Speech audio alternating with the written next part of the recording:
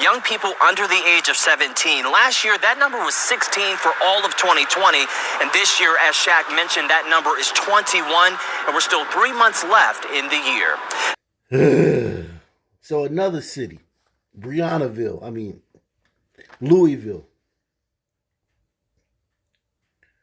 We'll just call it Breonnville. Breonnville, Kentucky. 16 kids killed last year. For the whole year, which is a lot. And most of those were girls.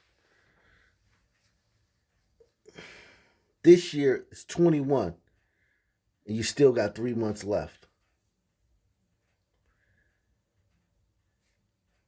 Not Chicago, not New York, not DC, not Baltimore, Louisville.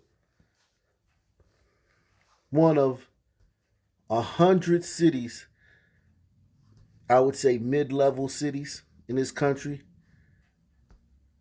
Second tier, 2 seeds.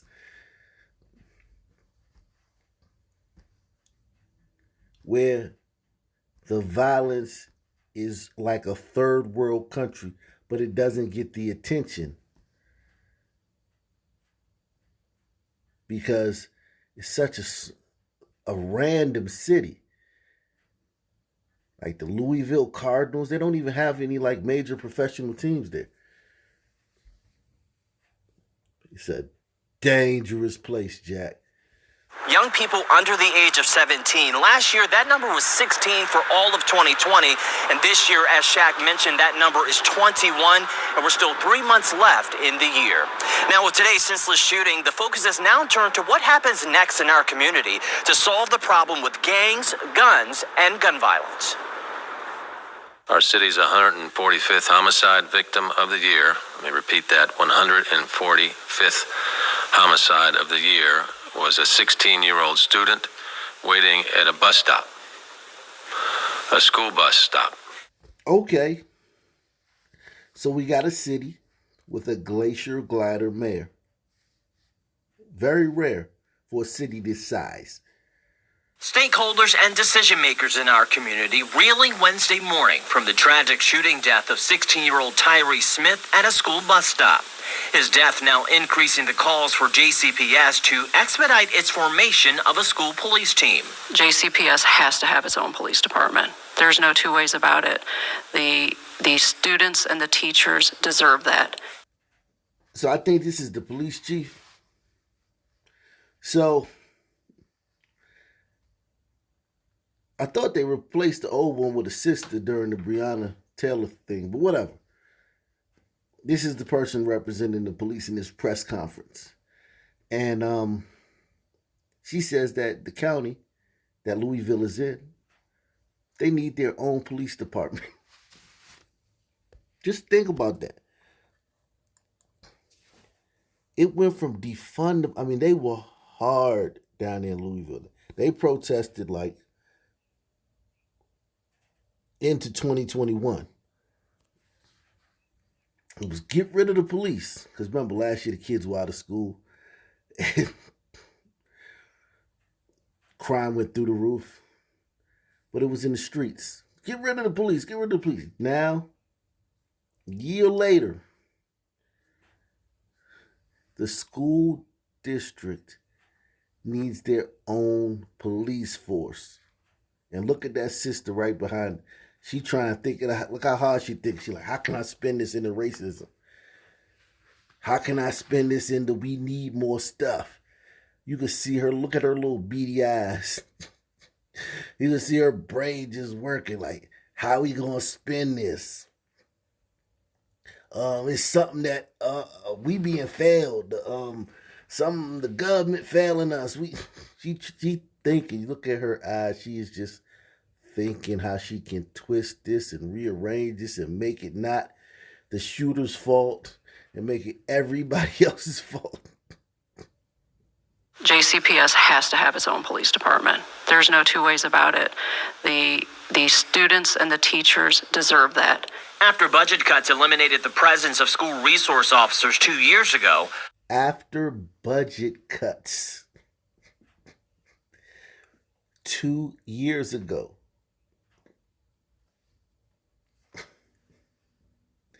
After budget cuts. No, we're not going to allow you to reframe it. We're not going to allow you to reframe it as budget cuts. It was you defund the police idiots. After budget cuts eliminated the presence of school resource officers 2 years ago, violence among youth has increased. Chief Erica Shields says a major factor are gangs and irresponsible gun ownership. Well, we can't sit here with our thumbs up our ass, do nothing different, and think we won't be back at this podium. So I can promise you I will be banging that drum loudly, because we have to change the paradigm. And the reality of it is there are so many guns. It's not the gun. As the seemingly endless battle of gun control continues. This day is another day that will be recorded as a day of sadness because of what we experienced today. Unfortunately, this is not an unusual day. The Office of Safe and Healthy Neighborhoods, which received quadruple the funding this year to prevent and cope with the raging violence in our city, is already hard at work to prevent any retaliation efforts from this shooting. Oh, so the police got defunded. Because remember, when they say defund the police, the first thing is, well, we talking about reallocating the funds, using the funds for preventative measures, taking those funds can be used in other places.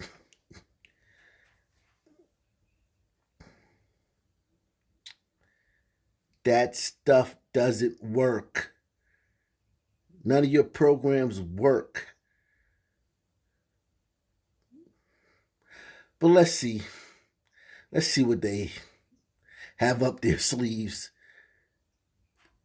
to stop crime without arresting criminals and murderers and carjackers. Let's see there what they've discovered that no one else has discovered.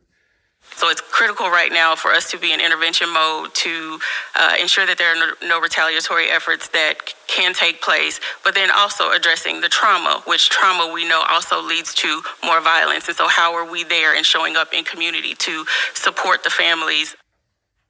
Hit one if you're shocked that the money that they defunded from the police, this sister got a big chunk of it. And her funding for her Office of Safe and Healthy Neighborhoods, when the police got defunded, her program, her worthless, useless, waste of a space program, quadrupled their funding. See what these sisters is doing? Gotta watch it, man.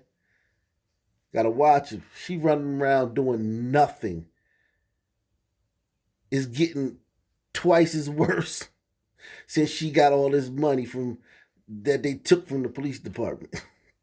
So it's critical right now for us to be in intervention mode to ensure that there are no retaliatory efforts that can take place, but then also addressing the trauma, which trauma we know also leads to more violence. And so how are we there and showing up in community to support the families? Metro Councilman Ja'Cory Arthur expressed anger over the shooting death of Tyree Smith. He challenged Metro residents to take a good look in the mirror and ask the question, what are you doing to better your community? If you can't hold the people who live where you live in your own neighborhood accountable, there's no way in the world you're going to hold the so-called decision makers and policy makers accountable for the consequences of what happened this morning. Even though this brother got 3 dreadlocks hanging from his goatee, he's the only one up here that made any sense. And that tells you a lot about these democratically run cities. This is the only brother that makes any sense. The brother with the gold chain on. He's a city council member with a gold chain on and 3 dreadlocks hanging from his goatee. He make more sense than anybody up that got on stage. If you can't hold the people who live where you live in your own neighborhood accountable, there's no way in the world you're going to hold the so-called decision makers and policy makers accountable for the consequences of what happened this morning. Now, from Councilman Jacory Author to Chief Erica Shields to Superintendent Dr. Marty Polio, all of these community stakeholders using this shooting as a wake-up call to work even harder to prevent the next tragic shooting death of a young person in our city. We're live at LMPD headquarters tonight. Stefan Dingle, WLKY News. I never thought that me seeing my son over on the pavement, on the ground, crying, I never thought that'd be the last time I see my child alive. Her home is now filled with grief. Sharita Smith and her husband Eric are still in shock that their 16-year-old son was shot and killed while waiting for his school bus. Now, you just heard earlier in the video, the guy list how many kids got killed last year, how many kids have been killed this year. And yet, the parents are still shocked when it happens to them. And listen, it just got to be this is what happens when you don't care about, when you don't care when your neighbor's kid gets killed. Or when the lady down the street kid gets killed. This is what happens when you have that mentality. Not just these people, but a community. Sharita Smith and her husband Eric are still in shock that their 16-year-old son was shot and killed while waiting for his school bus. He got a family. He got people that love him. And my son is gone because of nothing. Smith got the phone call early Wednesday morning no mother should ever receive. It wasn't police telling her about the shooting. It was her 16-year-old son Tyree begging her to come to him. He said, Mama, I'm shot. I'm dying.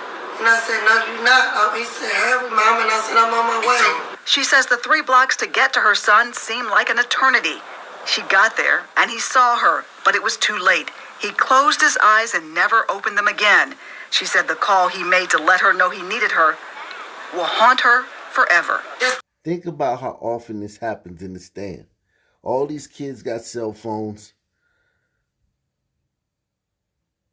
They got Zoom, all this different stuff. FaceTime. Think about how often this happens in the stand. These parents got to get these calls from their kids. He called her and said he was dying.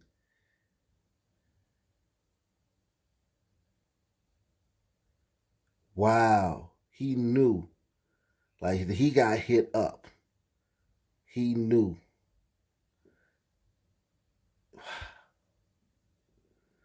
This is heartbreaking, man. Just to hear the words, I'm dying. I just can't. I don't never want to hear it again come out of nobody's mouth. I just can't think about what he was going through. And the thought of living without her son is unbearable. I never thought that I would be burying my child. Sharita Smith says there were about 30 kids here at this bus stop at Dr. W.J. Hodge and Chestnut Street when shots rang out. She says her son died at a place he should have never had to worry about danger. Sharita says her son was a good kid. He went to school at Eastern High School and came home and had a job on the weekends. But someone's beef in the streets found him and took their son away. I picked him up every night and brought him here. We know where he was at. Every morning I let them out this door. I know where they was going to. So what give anybody else the right to take my kid away from me? It don't. I like that this mom actually has tears in her eyes. And maybe it's because of the extreme circumstances of how it all played out. But at least she has tears, like a little bit of tears, like welling up in her eyes. Because we never see that with these mothers in these cities. We, if you're new to the channel, like, we never see that. There's never any tears. This is the most tears you see. So, just sad, man. She wants answers, and whoever pulled the trigger, behind bars. I'm angry. I'm angry because somebody knows something. Natasha Williams, WLKY News. Everybody's on this stage drying their tears and talking about how sad they are. And there's a place for being sad, but I'm mad. I'm mad because what we have talked about today is something that we're talking about over and over and over and over. Passionate and emotional words from Metro Councilman Ja'Cory Arthur. He joined city leaders Wednesday morning following the deadly bus stop shooting in the Russell neighborhood, which is Arthur's district. The Russell neighborhood, that's where Breonna and all that happened at. If you saw my, what is it now, 15-part series inside the Breonna Taylor drug ring, drug cartel. If you saw that series, I'll put a link in the description box for you guys. But if you saw that series, all that played out in this Russell neighborhood, much of it. So this neighborhood is, maybe they lived in a good part, I don't know, of the Russell. It's hood. It's the hood. As you watch this, as you engage in what we're talking about right now in this moment, and you're rightfully so very angry, I need you to turn that anger into advocacy, because that is the only thing that will incite action. This is about as bad as it gets. For it to be children waiting at a bus stop, heading to school, is about the lowest that this city can get. The 3 children shot this morning all attended Eastern High School, which is located in Councilman Anthony Piagentini's district. Parents sent them off that morning. Figure, how horrible can a bus stop at 6:30 in the morning be? How unsafe could that possibly be in this city? And now one's dead and the other 2 were shot. We just need to do everything we can to stop it, and we need to stop it now. Arthur and Piagentini both agree it will take a collective effort by everyone in the community to help stop the violence that's claimed yet another young life. I don't care who you are or what you do, whether you work for the city or you're just a concerned citizen. It needs to be everybody working to stop this at all times from now on. My job is to pass laws. Mayor Fisher's job is to make sure that those laws actually happen. The chief's job is to make sure those laws are enforced. What is your job? Because everyone in Louisville is responsible for Louisville.